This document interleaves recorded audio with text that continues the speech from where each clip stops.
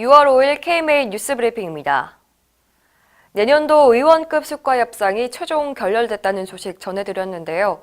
현행 수가 협상 제도에 문제가 많다는 지적이 이어지고 있습니다. 수가 협상의 핵심은 밴딩, 즉 건보공단 재정운영위원회가 정하는 전체 수가 인상 금액인데요. 따라서 밴딩의 규모에 따라 협상 결과가 좌우됩니다.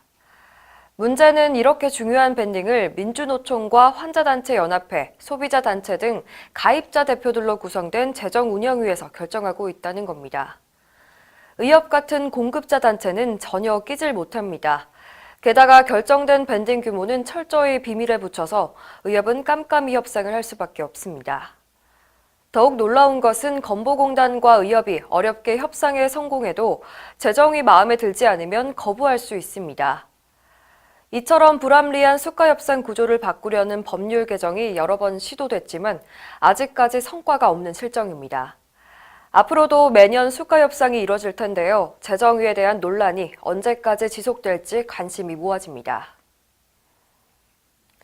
무려 36시간 동안 연속으로 당직 근무를 하다 사망한 전공의 기억하십니까? 가천대 길병원 고 신현록 전공이죠. 대한의사협회는 고인에 대해 업무상 질병을 인정해야 한다고 밝혔습니다.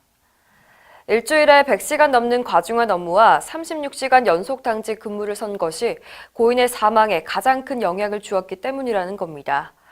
이미 고용노동부는 업무 시간이 일주일 평균 60시간을 초과해 병이 생긴 경우 과로에 의한 업무상 질병 재해자로 분류하고 있습니다.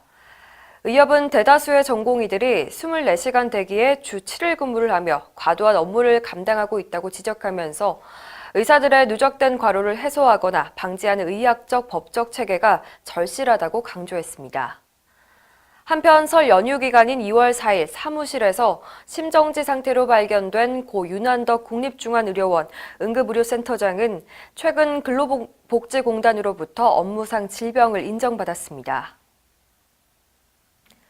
의료계의 반대에도 불구하고 의료사고 분담금을 강제 징수하는 제도가 12일부터 시행됩니다.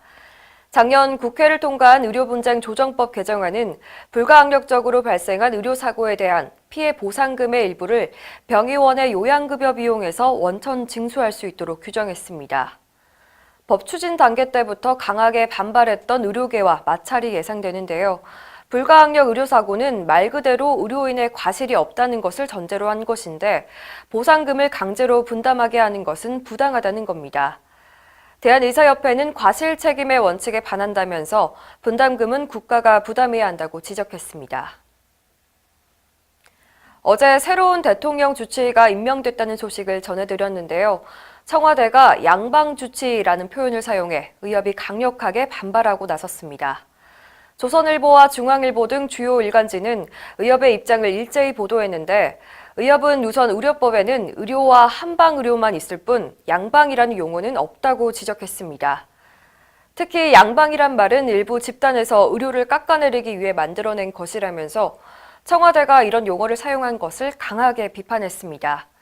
의협은 부적절한 용어를 사용한 청와대 관계자를 문책하고 행정부 최고기관으로서 전문성과 공정성을 높일 것을 당부했습니다. 이상으로 뉴스 브리핑을 마칩니다. 자세한 사항은 의협신문을 참고하시길 바랍니다.